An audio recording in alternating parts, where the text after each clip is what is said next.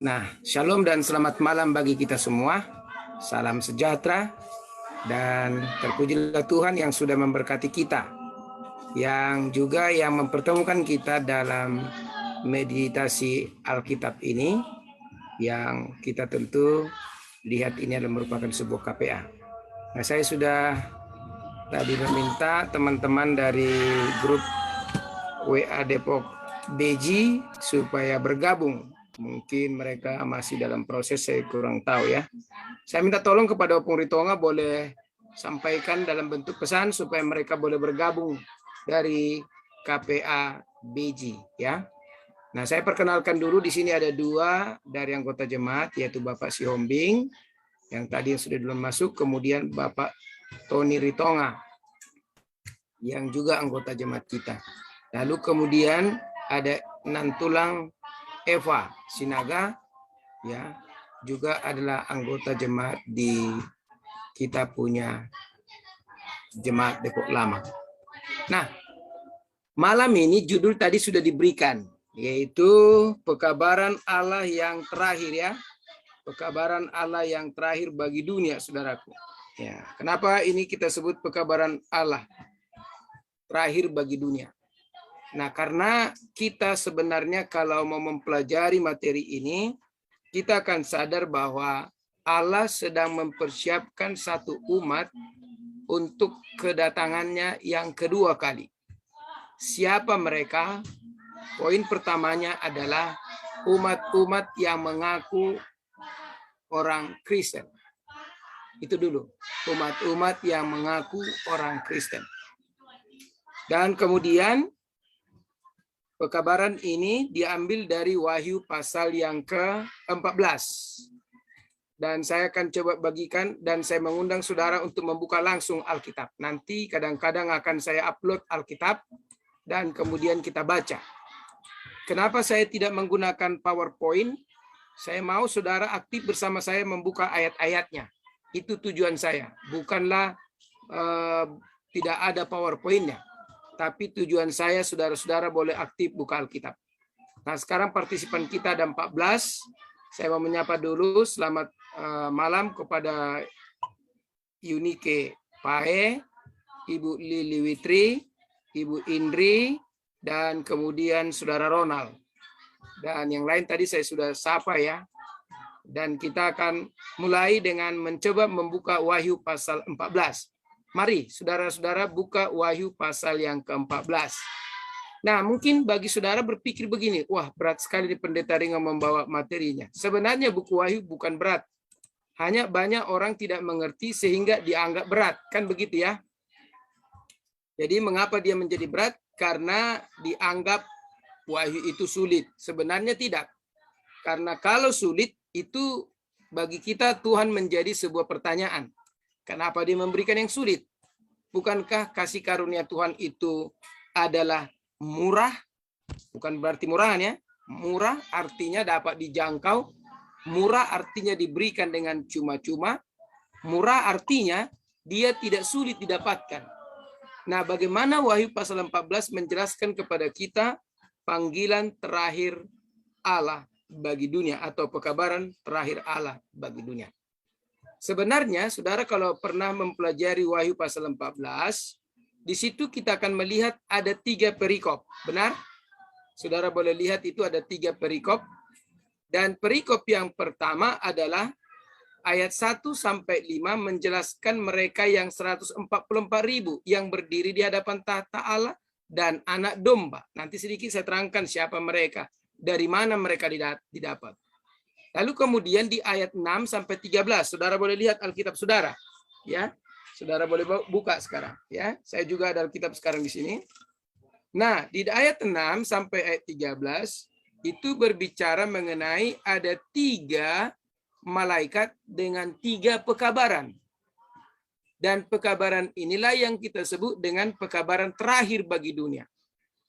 Apakah pekabaran ini berbeda dari pekabaran-pekabaran Alkitab yang dibawakan oleh Paulus? Tidak.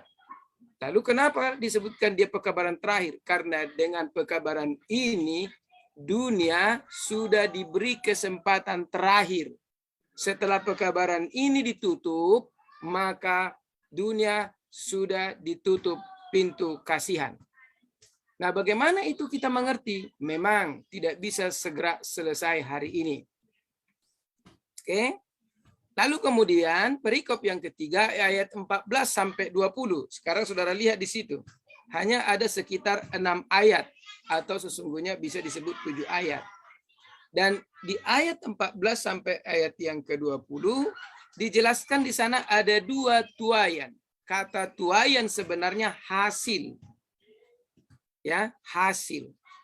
Nah, hasil ini adalah bagian daripada pekerjaan pekabaran 3 malaikat yang dibawakan oleh malaikat yang 3 itu kepada dunia. Itu makanya kalau saudara boleh membaca ayat yang ke-6, pekabaran itu diberikan kepada seluruh dunia. Dari situ kita tahu bahwa pekabaran ini kepada seluruh dunia. Nah, maukah ada saudara yang membacakan? Boleh bacakan dulu ayat 6, pasal 14 ayat 6. Silakan. Saya mau kita langsung baca saja. Siapapun boleh, bebas. Kita di sini adalah KPA. Jadi KPA itu sifatnya adalah aktif, terlibat, dan bersama-sama menikmati. Ya, silakan. Siapa yang mau bacakan? Silakan. Pemberitahuan tentang penghakiman. Iya.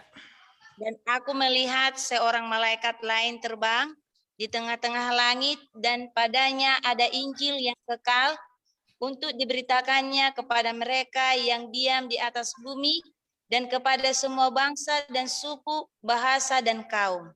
Oke, kepada siapa pekabaran malaikat itu ditujukan? Kepada semua bangsa. Iya, pertama disebutkan kepada yang diam di bumi. Kita diam di mana sekarang? Di bumi. Di bumi. Agar itu menjelaskan keseluruhan manusia di bumi, maka ada penekanan. Ada kata semua bangsa, karena di bumi ada banyak bangsa. Kita bangsa Indonesia. Ya kan? Kemudian kepada semua suku. Di dalam bangsa ada suku. Oke? Dan kemudian ada lagi bahasa. Bahasa di dalam banyak bangsa, di dalam banyak suku berbeda-beda. Suku Batak punya paling sedikitnya 4 jenis bahasa, tapi 7 dialek. Ya, paling sedikitnya ada bahasa Batak, bahasa Karo, bahasa Simalungun, bahasa Mandailing. Tapi ada 7 dialek. Walaupun bahasa Batak masih ada dialek Toba, dialek Sibolga, dialek apa lagi? Dialek Balige, Porsea, dan lain sebagainya. Ya. Nah, kenapa sesudah dikatakan kepada semua orang yang ada di bumi, lalu ada penekanan bahasa, kemudian kaum, suku, dan bangsa? Untuk menyatakan bahwa tidak ada yang luput dari pekabaran ini. Dan kalau begitu, teringatlah kita kepada Matius 24 ayat 14. Coba dibaca. Di dalam Matius pasal 24 ayat 14, Injil yang diberitakan oleh malaikat di Wahyu 14 itu adalah Injil yang sama di dalam Wahyu Matius 24 ayat 14. Boleh ada yang bacakan? Silakan. Oke. Dan Injil kerajaan ini harus diberitakan di seluruh dunia, barulah apa? Tiba kesudahannya. Begitu bukan? Oke. Berarti Injil kerajaan itu menjadi sebuah hal yang harus disampaikan kepada dunia, agar dengan itu dunia disadarkan akan adanya suatu belas kasihan Allah, adanya kasih karunia Allah, tapi bukan terus-menerus kasih karunia itu diberikan, ada time limit yang akan berakhir bila mana nanti semua bangsa, kaum, bahasa, dan suku telah mendengar. Itu poinnya. Nah, sekarang kita lanjut lagi. Kalau saudara boleh buka, kalau boleh kita lanjutkan. Nah, jadi tadi ada 2 tuaian, bukan? Tuaian yang pertama adalah mereka yang dituai karena mendengarkan pekabaran malaikat yang pertama dan mau takut akan Allah, memuliakan Allah, menyembah Allah sesuai dengan Injil kekal yang dibawa oleh malaikat. Hasilnya mereka dituai oleh anak domba. Lihat itu di ayat yang ke-14 dan sampai kepada ayat yang ke-16. Itulah ayatnya. Lalu ada tuaian yang kedua. Tuaian yang kedua adalah mulai dari ayat 17 sampai ayat yang ke-20 yang merupakan perikop ketiga dari Wahyu pasal 14 itu. Dan tuaian yang kedua dituai oleh malaikat. Tadi kalau tuaian yang pertama dituai oleh anak domba. Dari mana kita tahu? Perhatikan kalimat yang mengatakan di dalam ayat yang ke-14. Dan aku melihat sesungguhnya ada satu awan putih dan di atas awan itu duduk seperti anak manusia dengan sebuah mahkota emas di kepalanya. Kata anak manusia dengan anak domba adalah dua sebutan yang sering digunakan bergantian untuk menunjuk kepada Yesus. Lalu kemudian perhatikan, mereka yang dituai oleh anak domba itu di mana mereka? Itulah yang ditampilkan di dalam Wahyu 14 ayat 1 sampai 5. Perhatikan kalimat itu. Dan aku melihat sesungguhnya anak domba berdiri di Bukit Sion dan bersama-sama dengan dia 144.000 orang yang di dahinya tertulis namanya dan nama bapanya. Mengapa mereka bisa berdiri di Bukit Sion? Karena mereka sudah dipanggil oleh Injil yang kekal dan Yesus membawa mereka ke tahta Allah sebagai persembahan atau sebagai buah sulung atau sebagai orang-orang yang sudah dimuliakan oleh karena menerima pekabaran malaikat pertama itu dan menghargai pekabaran malaikat yang kedua itu. Nah, kemudian yang kedua, tuaian yang kedua di dalam ayat 17, yang menuai tadi siapa? Boleh jawab? Yang menuai adalah siapa? Yang menuai adalah malaikat. Beda? Malaikat beda dengan apa? Beda bukan? Yesus adalah pencipta. Allah yang menjelma menjadi manusia dan sekarang sudah berada kembali di tempatnya semula, yaitu di sorga. Sementara malaikat siapa? Adalah ciptaan yang diciptakan oleh nafas mulut Allah dan melayani Allah siang dan malam. Lalu setelah dituai oleh malaikat, di mana mereka dibawa? Apa figurasi yang digunakan untuk mereka? Mereka disebutkan di dalam ayat 17 itu adalah para pokok-pokok anggur yang kemudian buah-buah anggur itu dituai dibawa ke kilangan anggur. Apa kilangan anggur itu? Mari kita baca ayat yang ke-19. Boleh ada yang membacakan? Silakan, Pak Sinaga. Ayat 19. Lalu malaikat itu mengayunkan sabitnya ke atas bumi dan memotong buah pohon anggur di bumi dan melemparkannya ke dalam kilangan besar, yaitu murka Allah. Iya, perhatikan ada penekanan di sana bahwa buah anggur, tuaian yang kedua disebut dengan buah anggur. Tuaian yang pertama disebut 144.000. Itu perlu kita jelas ya. Nah, buah anggur itu bukan dibawa ke surga, saudara. Itu dibawa ke kilangan anggur. Lalu ada penekanan bahwa kilangan anggur itu apa? Coba, apa disebut tadi? Murka Allah. Murka Allah. Nah, kita harus bertanya lagi kepada Alkitab. Nah, saya ingin mengajak saudara kalau mau mencoba membuka isi Alkitab dan menafsirkan Alkitab, jangan pakai dulu komentar orang-orang. Walau saudara yakin dengan orang itu, walau saudara misalnya memuja-muja orang itu karena hebatnya, jangan pakai dulu.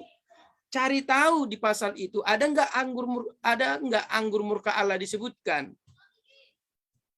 Mari kita lihat di dalam ayat yang ke-9 dan 10. Ada yang mau bacakan? Pak Ombing biasanya paling senang membaca ini. Silakan Pak Ombing kalau Pak Ombing mau. Tapi kalau ada yang lain lebih cepat, saya lebih senang siapa cepat dia dapat. Nah, itu dia. Oke? Boleh dibuka, pendeta. Silakan. Ini sudah terbuka, masing-masing sudah bisa membuka masing-masing mikrofonnya karena kelihatannya oke. Saya udah dibuat mereka semua bisa membuka masing-masingnya. Oke, silakan. Nantulang Eva boleh mau baca silakan. Oke, ayat 9. Dan seorang malaikat lain, malaikat ketiga menyusul mereka dan berkata dengan suara nyaring, jikalau seorang menyembah binatang dan patung itu dan menerima tanda pada dahinya atau pada tangannya. Ayat 10. Hah? Ayat 10 lanjut Nantulang. Oke. maka ia akan minum dari anggur murka Allah Apa? yang Kita berhenti. Tadi kita mencari kata murka. Ada nggak kata murka di situ? Ada. Ada. Dia akan minum dari anggur murka Allah. Allah. Murka Allah. Sampai di sini kita belum mengerti apa itu anggur murka Allah, bukan? Iya. Nah, sekarang kita harus cari lagi di ayat Alkitab yang lain, pasal 15. Jadi, ingat sekali lagi dalam metode menafsir Alkitab, saudara-saudara dari 1000 Missionaries, saya dapat satu metode menafsir Alkitab dari 1000 Missionaries adalah biarkan Alkitab menafsirkan Alkitab sendiri. Baca Alkitab sampai 5 kali. Lalu kemudian garisi mana yang Anda rasa itu perlu Anda pertanyakan. Lalu kemudian coba cari-cari kesamaan sebutan. Nah, itu yang saya tambahkan dari saya sendiri. Saya tambahkan, cari kesamaan sebutan.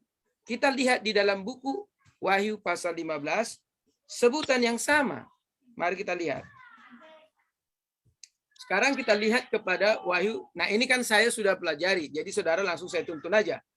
Ayat yang kelima. Mari sekarang kita masuk kepada ayat yang kelima. Ada yang mau bacakan Ayat yang lain? kelima. Silakan, Pak Sinaga. Ayat yang kelima. Pasal 15. Ini dikatakan di sini. Kemudian daripada itu aku melihat orang membuka bait suci kesaksian di surga. Itukah Pak Pendeta? Lanjut. Sampai 6. Iya. Dan ketujuh malaikat dan ketujuh malapetaka itu keluar dari bait suci. Berpakaian lenan yang putih bersih dan berkilau-kilauan dan dadanya berlilitan ikat pinggang dari emas. Iya. Dan satu dari keempat makhluk itu memberikan kepada ketujuh malaikat 7 cawan dari emas yang penuh berisi murka Allah, yaitu Allah yang hidup sampai selama-lamanya. Ya, lanjut. Dan bait suci dipenuhi asap karena kemuliaan Allah dan karena kekuasaannya. Karena kuasanya, dan seorang pun tidak dapat memasuki bait suci itu sebelum berakhir ketujuh malapetaka dari ketujuh malapetaka itu. Ketujuh malaikat itu. Jadi perhatikan, dari situ dapat kita kutip bahwa anggur murka Allah yang akan diterima oleh mereka yang dituai oleh malaikat adalah apa? 7 malapetaka yang disebutkan di dalam Wahyu 15 dan ayat Wahyu 16. Saya mau bacakan kepadamu Wahyu 16 ayat 1 dan 2. Perhatikan bahwa murka Allah ini nanti akan memberikan kepada kita suatu bukti. Dengan berakhirnya murka Allah ini, berakhirlah persoalan dosa di bumi ini. Perhatikan ayatnya. Itu makanya pekabaran kita malam ini judulnya adalah pekabaran terakhir Allah bagi dunia. Pekabaran itu sekarang sedang saudara dengar. Ketika saudara mendengar dan mau menerimanya, saudara selamat. Ketika saudara nanti menolak, itu pekabaran malaikat yang ketiga berbunyi, barang siapa yang menyembah binatang, bukan gantinya menyembah Allah, maka dia akan menerima apa? Murka Allah. Ayat yang pasal 16 saya bacakan begini supaya saudara mengerti. Dan aku mendengar suara yang nyaring dari dalam bait suci berkata kepada ketujuh malaikat itu, pergilah dan tumpahkanlah ketujuh cawan murka Allah itu ke atas bumi. Lalu ayat 2, maka pergilah malaikat yang pertama itu. Oke? Jadi kita sudah melihat di situ catatan ayat pertama itu bahwa malaikat dipersiapkan. Berapa malaikat? 7 malaikat. Berapa malapetaka? 7 malapetaka. Berapa cawan? 7 cawan. Siapa yang perintahkan? Malaikat dari bait suci. Lalu pasal 15 ayat 1. Perhatikan. Jadi perhatikan, di sini kata-kata murka diulang-ulang untuk menekankan bahwa murka itu adalah bagian terakhir yang akan diterima mereka yang tidak mau menyembah Allah. Oke. Dan aku melihat suatu tanda ayat 1 di langit besar dan ajaib, 7 malaikat dengan 7 malapetaka terakhir, karena dengan itu berakhirlah murka Allah. Kalau berakhir murka Allah terhadap dunia ini, berarti selesailah persoalan dosa. Sampai sejauh ini mudah-mudahan saudara mengerti. Itu makanya pekabaran 3 malaikat itu adalah pekabaran terakhir Allah bagi dunia. Dan pekabaran itu masih sedang berkumandang. Lalu kemudian, oh kalau begitu Pak Pendeta, apa Injil yang kekal? Injil yang kekal itu tidak lebih adalah Alkitab ini. Isinya ini semua. Tidak lebih daripada ini. Ada orang mengatakan, oh ini adalah pekabaran Syanu. Enggak. Karena Injil yang kekal. Kalau itu pekabaran Syanu, berarti Syanu itu kapan muncul? Katakan di tahun 1900. Berarti pekabaran itu enggak kekal. Kenapa? Karena baru tahun 900 dia muncul. Dapat paham? Oke? Karena disebutkan Injil yang kekal. Dan ketika kita membaca Alkitab, perhatikan kata-kata penekanan. Injil yang kekal. Yesus menyebutkannya pada saat dia memerintahkan umat-umat Tuhan dalam Matius 24:14, Injil kerajaan. Kenapa disebut dengan Injil kerajaan? Karena itu berkaitan dengan orang yang menjadi warga kerajaan Allah. Di sisi yang lain kita akan nanti belajar apa itu kerajaan Allah. Ya. Nah, kerajaan Allah itu hanya ada dua di dalam penjelasan Alkitab, yaitu kerajaan kasih karunia dan kerajaan kemuliaan. Kerajaan kasih karunia, itulah Injil kekal ini. Dan itu nanti akan diakhiri dengan kerajaan kemuliaan ketika Yesus datang di langit, lalu membawa umat-umat manusia yang tetap setia pada Injil yang kekal itu, dan mereka berdiri di hadapan Allah sebagai orang-orang yang dituai oleh Yesus Kristus. Itulah yang disebut dalam Wahyu pasal 14 ayat 1. Mereka berdiri di Bukit Sion bersama dengan anak domba. Siapa anak domba? Sudah pasti Yesus. Oke. Nah, sekarang kita masuk kepada bagian berikut daripada pelajaran ini. Ketika kita sudah tahu bahwa itu adalah Injil kekal Allah, maka sekarang kita akan melihat bahwa kalau saudara mau belajar sedikit lebih dalam, Wahyu 14 itu menggunakan narasi alur mundur. Tahu narasi alur mundur? Saudara mungkin pernah mendapatkan sebuah pelajaran bahasa Indonesia yang menceritakan tentang cerita. Ada cerita yang dimulai oleh orang dengan sistem bukan alur mundur, tapi alur maju. Kalau disebut alur mundur, diceritakan dulu hasilnya. Jadi Wahyu 14 itu bercerita hasil dulu, baru kemudian diterangkan bagaimana hasil terbentuk. Hasil itu itulah di Wahyu pasal 14 ayat 1-5. Lalu bagaimana sampai terbentuk hasil itu, itulah ayat yang ke-6 sampai ayat yang ke-20. Nah, kemudian perhatikan bahwa hasil dari pekabaran 3 malaikat ini penting. Apa maksud Tuhan membawa atau memperlihatkan kepada Yohanes ada 3 malaikat terbang di tengah-tengah langit dan padanya ada Injil yang kekal. Apa maksud Allah? Nah, kalau kita mau tahu malaikat itu menggambarkan apa? Nah, ini pendeta Rednot katanya tadi, pendeta muda. Saya mau tanya, malaikat datang dari bahasa apa? Bahasa Yunani, terima kasih. Oke, bahasa Yunani itu dari bahasa, kata apa itu dari bahasa Yunani malaikat? Yaitu dari kata angelos. Kata angelos kalau dituliskan atau diterjemahkan langsung ke bahasa Indonesia, itu artinya pesuruh. Atau yang diutus. Itu makanya Yohanes 17 ayat 3 dikatakan apa? Inilah hidup yang kekal itu. Bahwa mereka mengenal engkau satu-satunya Allah yang kekal. Dan Yesus Kristus yang engkau utus. Yesus yang diutus karena Bapa yang mengutus dia ke bumi ini. Untuk apa? Untuk tujuan kabar baik bagi manusia. Apa kabar baiknya? Yesus memati bagi saudara dan saya. Yesus menyediakan jaminan keselamatan bagi saudara dan saya. Yesus memastikan dialah kebangkitan dan kehidupan. Barang siapa percaya kepadanya ia akan hidup walaupun dia sudah mati. Itulah keselamatan itu. Oke. Nah, jadi itu makanya pekabaran 3 malaikat disebut dia pekabaran 3 malaikat oleh karena ada 3 malaikat. Dan malaikat itu adalah disebut utusan. Saudara dan saya sebagai apa? Saudara dan saya juga adalah utusan. Nah, saudara dilatih menjadi para misionari.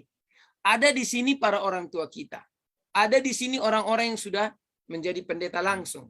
Ada yang sudah menjadi ketua langsung. Itu semua utusan.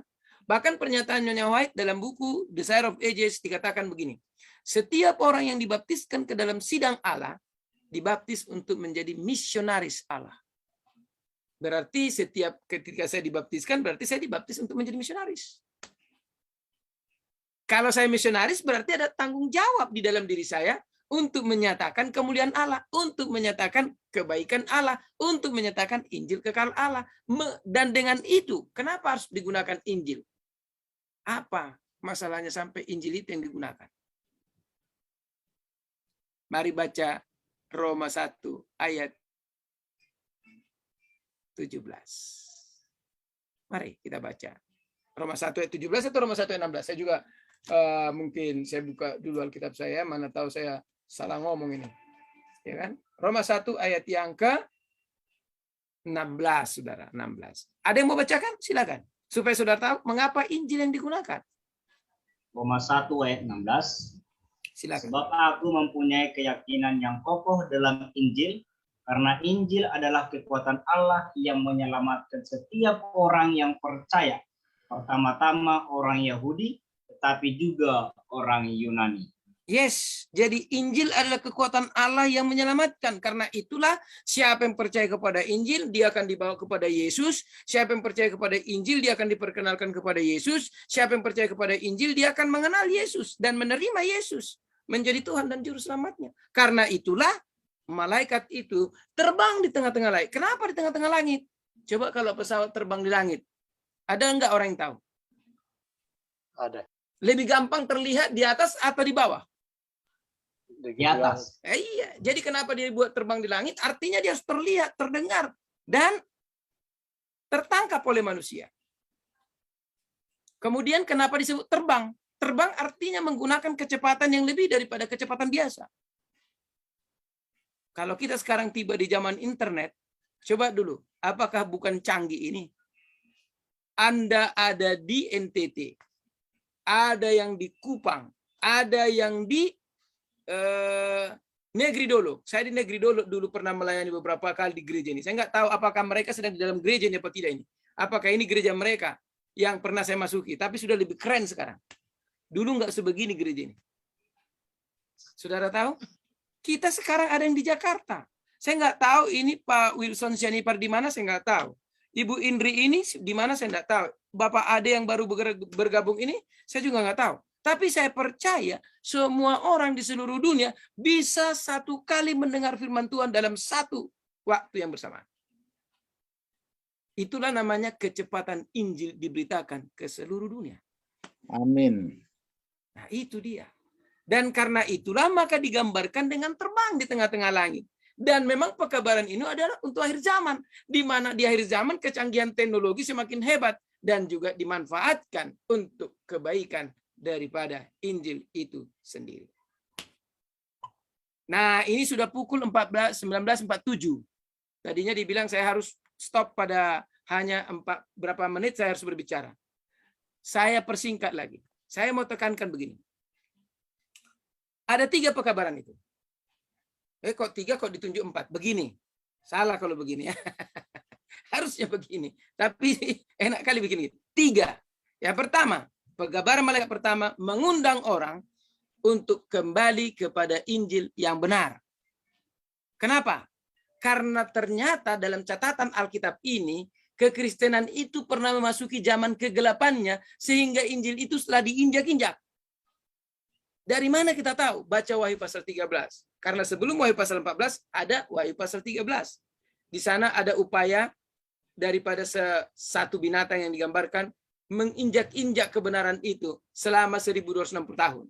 Makanya pekabaran itu muncul kemudian membawa orang agar kembali kepada Injil yang kekal. Yang kedua, pekabaran yang kedua, ayat yang ke-8. Apa dikatakan dalam ayat ke-8? Lalu malaikat yang kedua menyampaikan pekabarannya.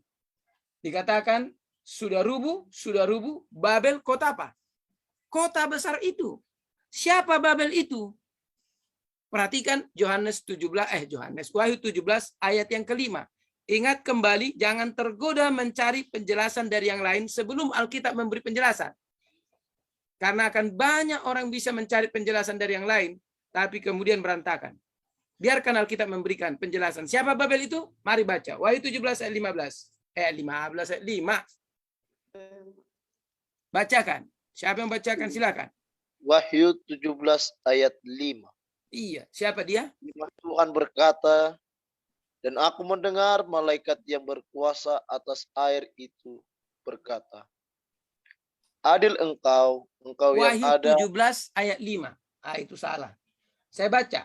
Dan pada dahinya tertulis suatu nama, suatu rahasia, Babel besar, ibu dari wanita-wanita pelacur.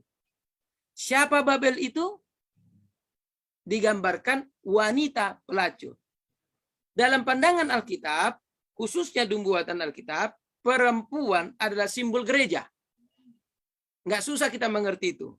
Contoh negara Indonesia, ibu kotanya mana? Mana dibilang ibu bapaknya?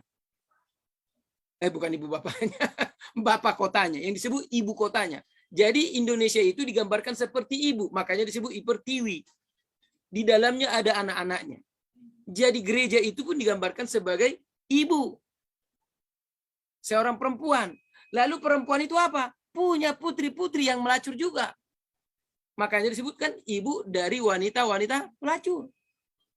Berarti ini adalah gereja Kristen yang murtad, saudara. Keluarlah dari gereja-gereja Kristen yang murtad itu. Mana gereja-gereja Kristen yang murtad itu? Gereja-gereja yang tidak berdiri di atas kebenaran Alkitab. Gereja yang hanya berdiri di atas katanya ke katanya. Kata pendetaku. Kata pendeta ini.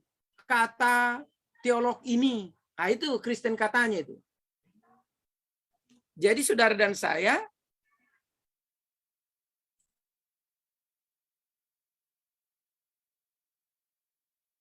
Unmute pendeta. sebentar ada telepon masuk, jadi saya minta Ibu Pendeta untuk membuka. Mana? Oh iya ini. Nah, baik. Mohon maaf ya karena kebetulan ada anggota jemaat saya yang sedang menelepon ya. Baik. Nah, kita lanjutkan. Nah, jadi sesudah dikatakan apa? Babel jatuh, maka perhatikan kalau di dalam Wahyu pasal 14 ayat 8 hanya disebutkan jatuh, bukan? Benar nggak? Perhatikan. Saya baca sekali lagi. Dan seorang malaikat lain, malaikat kedua menyusul dan berkata, sudah rubuh Babel kota besar itu yang telah memabukkan segala bangsa dengan anggur hawa nafsu cabulnya. Tetapi di Wahyu pasal 18, perhatikan ayat yang keempat. Mari kita baca. Apa dikatakan? Wahyu pasal 18. Ya, silakan. Silakan. Lalu aku mendengar suara lain dari sorga berkata, pergilah kamu hai umatku, pergilah daripadanya, supaya kamu jangan mengambil bagian dalam dosa-dosanya, dan supaya kamu jangan turut ditimpa malapetaka-malapetakanya. Oke. Darinya. Kan dikatakan, pergilah kamu hai umatku, pergilah daripadanya. Nya di situ siapa? Kita baca ayat 2. Pasal yang sama masih. Silakan, ayat 2. Apa dikatakan? Ayat kedua. Sudah rubuh?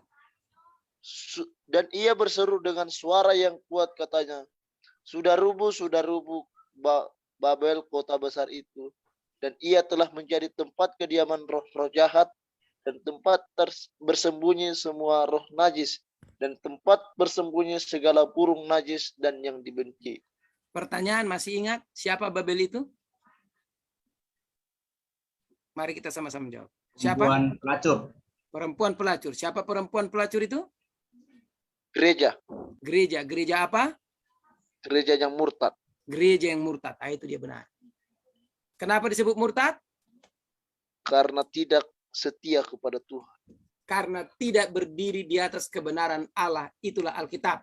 Makanya Wahyu pasal yang ke-14, pekabaran malaikat pertama mengundang dunia kembali kepada Alkitab.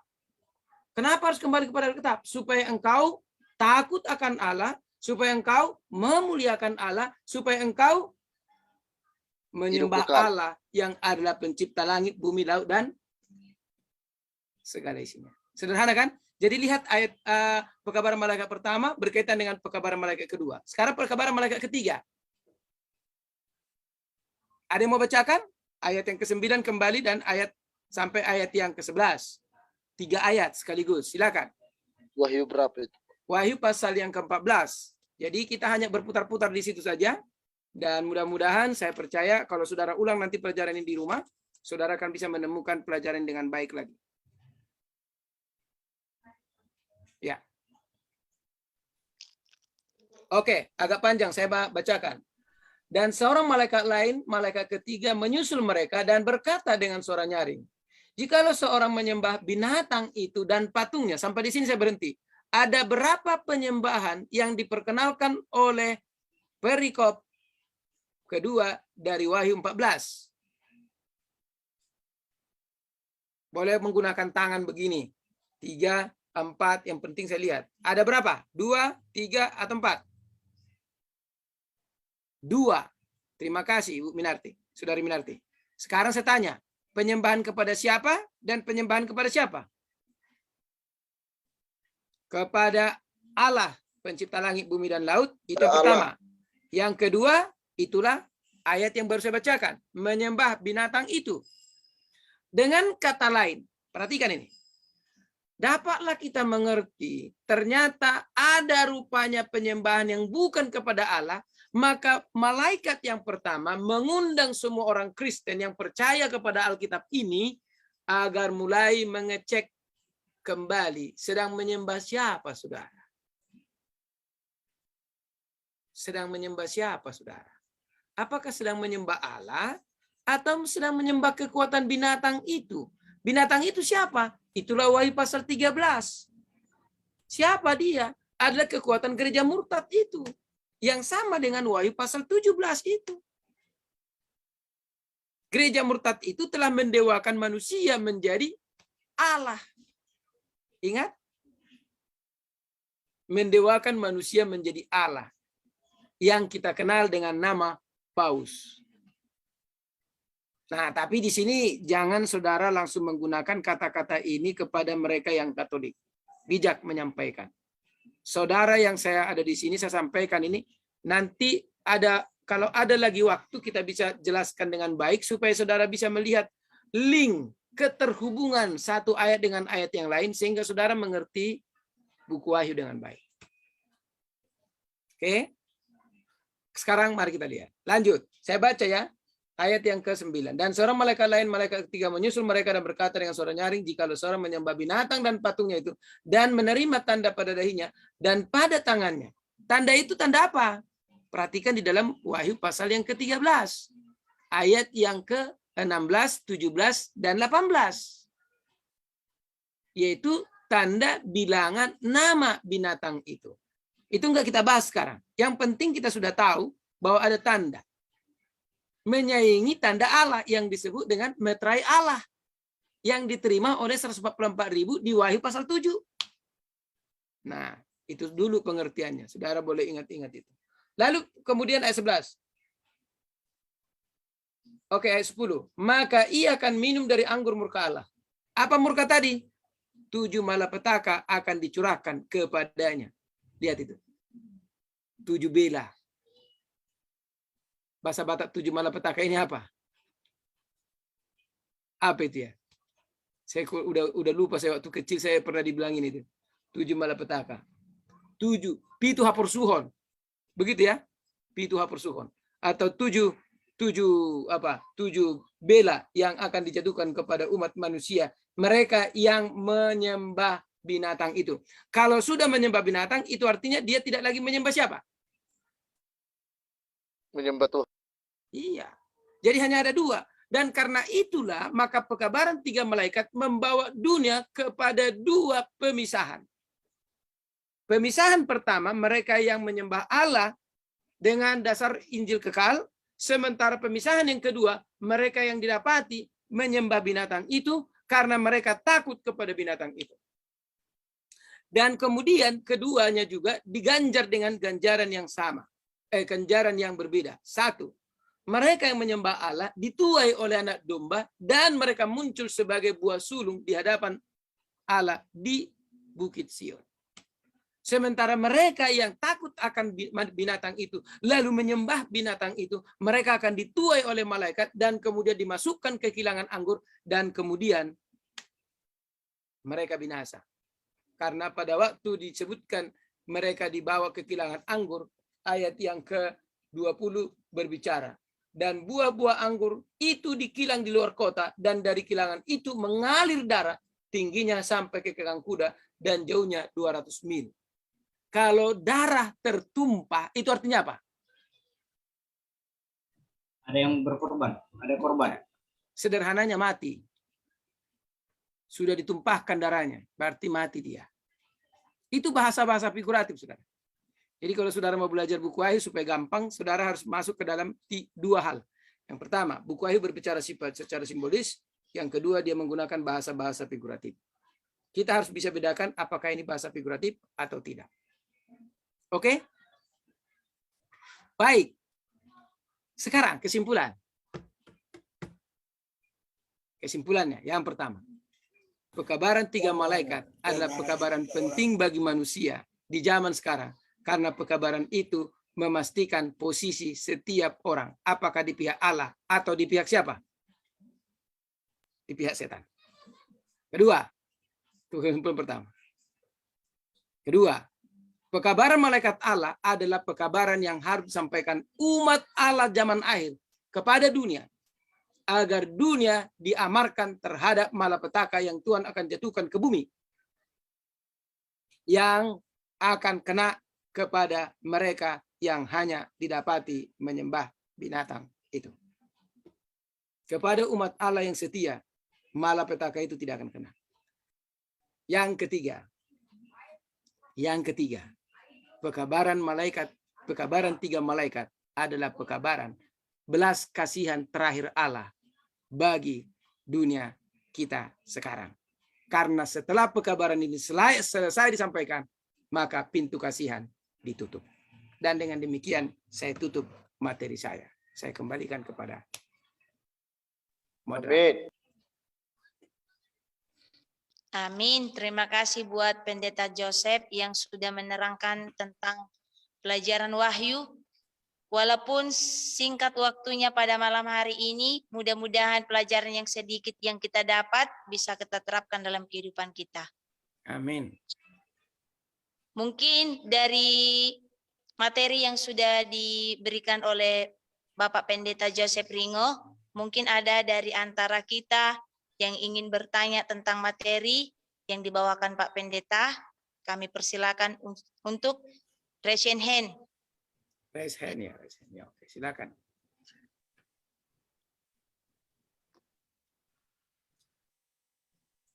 Oke, Ibu Eva, Nantulang silakan. Saya sudah klik. Pak Pen, nanya nih yang di Ya. Wahyu 16 ayat kedua. Maka pergilah malaikat yang pertama dan ia menumpahkan cawannya ke atas bumi. Maka timbullah bisul yang jahat Ya. dan yang berbahaya pada semua orang yang memakai tanda daripada binatang itu dan yang menyembah patungnya. Ini maksudnya apa tuh bisul jahat ini apa ya Pak Pen? Oke, apa itu bisul jahat? Nah, kalau kita baca ya di dalam pendahuluannya di dalam Wahyu pasal 16 itu dikatakan kan, pergilah dan tumpahkanlah ke-7 cawan murka Allah itu ke atas bumi. Lalu ke atas bumi tadi kan itu semua manusia. Lalu semua manusia kena, perhatikan ayat yang kedua, maka pergilah malaikat yang pertama dan ia menumpahkan cawannya ke atas bumi, maka timbullah bisul yang jahat dan yang berbahaya pada semua orang yang memakai tanda dari binatang itu dan yang menyembah patungnya. Jahatnya bisul seperti apa? Siapa yang pernah bisulan di sini? Siapa yang sudah pernah bisulan? Saya Pak Pendeta. Oke. Kapan itu menjadi sesuatu yang menyesakkan saudara? Pada saat saya anak-anak. Kalau saya mengatakan kalau bisul itu tepat di tempat yang strategis. Iya. Contohnya maaf di pantat. Saudara mau buat apa? Mau duduk nggak bisa. Satu kali ada teman saya bertamu. Duduk kawan. Tapi dia, iya, nanti saya duduk. Lama kemudian nggak duduk-duduk juga dia. Tapi duduk dia setengah. Setengah, dia duduk begini. Loh, kenapa gantung duduknya? Iya. Nanti saya duduk. Katanya. Lalu kemudian saya tanya teman itu setelah pulang dari situ. Kok kenapa nggak mau duduk? Aku lagi bisulan kawan. Oh, kenapa? Di pantat saya ada bisul. Saya nggak bisa duduk. Nah, kenapa itu disebut bisul yang jahat? Karena bisul itu kena ke seluruh tubuh yang menyebabkan kesentuh sama teman aja pasti sakit. Dan itu bertahan terus, lalu disusul dengan yang kedua. Apa? Malapetaka yang kedua. Langsung muncul laut menjadi darah. Mati segala ikan-ikan di laut. Bau busuk muncul. Sementara laut menjadi darah, masuk yang ketiga. Apa? Semua mata air sungai-sungai menjadi darah. Saudara bisa bayangkan bagaimana sakitnya? Sudah bisul muncul, air mau diminum tidak ada lagi, dan haus sudah menyerang, terjadilah apa? Emosi yang luar biasa. Yang keempat, muncul lagi yang paling menyakitkan. Apa itu? Saudara boleh baca itu di Wahyu 16. Matahari menjadi terik luar biasa. Saking panasnya bisul itu pun apa? Kepanasan. Dan saudara tahu menderitanya manusia itu luar biasa. Itu makanya disebut malapetaka. Kenapa malapetaka? Karena itu sifatnya hukuman. Dan itu dalam waktu yang tidak lama, saudara. Tetapi itu hanya ditujukan kepada siapa? Ingat, itu hanya ditujukan kepada mereka yang menyembah binatang itu. Yang tidak menyembah binatang tidak akan kena. Jadi itu maksudnya bisul jahat nan tulang sinaga. Bahwa bisul itu disebut jahat karena seluruh badannya terkena bisul. Bahkan dalam catatan buku Yesaya, sampai lidah-lidah mereka ini bisulan. Bayangkan sekarang kalau saudara dapat apa namanya itu yang seringkali di bibir? Bibir Panas pecah. dalam. Bibir pecah. Kalau lidah kena panas dalam lagi, waduh, mau bilang aku cinta paling susah. Nggak bisa jelas. Apa kau bilang kata pacarnya? Hayamu. Saudara bisa bayangkan. Nggak ngerti aku. Kau berbahasa roh kau katanya. Iya kan? Padahal dia sudah hatinya senang sekali. Dia mau menyampaikan cintanya. Tapi dia nggak bisa jelas menyampaikan. Oke? Nah, itulah jahatnya. Oke. Baik, mungkin ada pertanyaan yang lain. Silakan.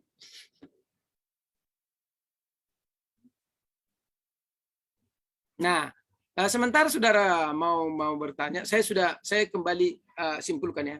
Ingat bahwa buku Wahyu pasal 14 adalah buku yang mencatat, yang memberikan catatan 3 perikop kepada kita ya. Perikop pertama apa tadi? Perikop pertama adalah 144.000. Perikop kedua adalah apa? Pekabaran 3 malaikat. Perikop ketiga adalah tuaian yang berlangsung di bumi. Perikop pertama adalah hasil daripada pekerjaan perikop yang kedua. Ada di perikop kedua 3 malaikat dengan 3 pekabarannya. Pekabaran pertama mengajak manusia kembali kepada apa? Alkitab, Injil yang kekal. Supaya dengan demikian manusia 3. Takut akan Allah, memuliakan Allah, dan coba. Menurut No. Menyembah Allah. menyembah Allah. Jadi ingat itu, dihafal. Takut akan Allah, memuliakan Allah, dan menyembah Allah. Pekabaran malaikat yang kedua mengamarkan bahwa gereja-gereja murtad itu sudah tidak dipandang Allah. Maka keluar daripadanya. Itulah alasannya mengapa Tuhan mengumandangkan pekabaran ini lewat saudara dan saya. Lewat Zoom ini. Supaya seluruh dunia sadar bahwa Tuhan sedang masih membuka pintu kasihan. Sampai kemudian pekabaran malaikat itu ditutup. Belas kasihan Allah tidak lagi ada. Lalu pekabaran malaikat ketiga mengamarkan.